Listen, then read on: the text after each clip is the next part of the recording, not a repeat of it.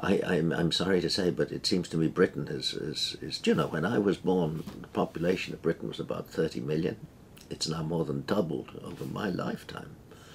Well, I would say at the time that I was born, around 1930, it was a self-sustainable country, more or less. It could feed itself on the fields of Lincolnshire, and those days seem to me to be long over. That it's now imports its foods. It's imported a massive number of people in addition to everything else, and it just faces a really dire result from that. And I'm interested to see just in the last few days that the government is now proposing electric cars. I mean, it's subsidizing electric cars now.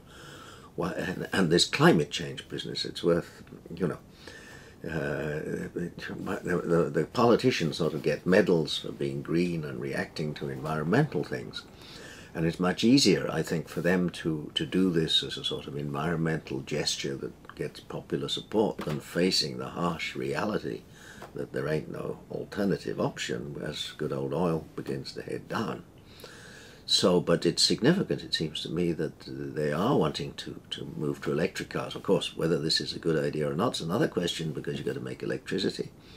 And about 30% of the electricity, the energy making electricity, is wasted before you plug it in.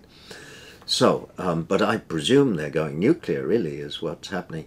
And is that a viable option? I would think, as in the short term, yes. I think the nuclear business, well, prime uranium is also past its peak, apparently. But you can get lower and lower grades, and then you can still make nuclear far into the future. Now, there's a sort of dream of this nuclear fusion, which is apparently theoretically possible, but it's about 50 years away, I think, by the best estimates. And I don't know much about the nuclear business, but I think there's some question marks around the place. Most of the nuclear power plants are out of date now. They're long old. Some countries, I mean Germany, more or less switched them all off for environmental reasons. There's the whole waste problem to deal with, and so on and so forth. But it strikes me that Britain has decided to go nuclear. France is nuclear and seems to work all right. So that's kind of significant, I would say.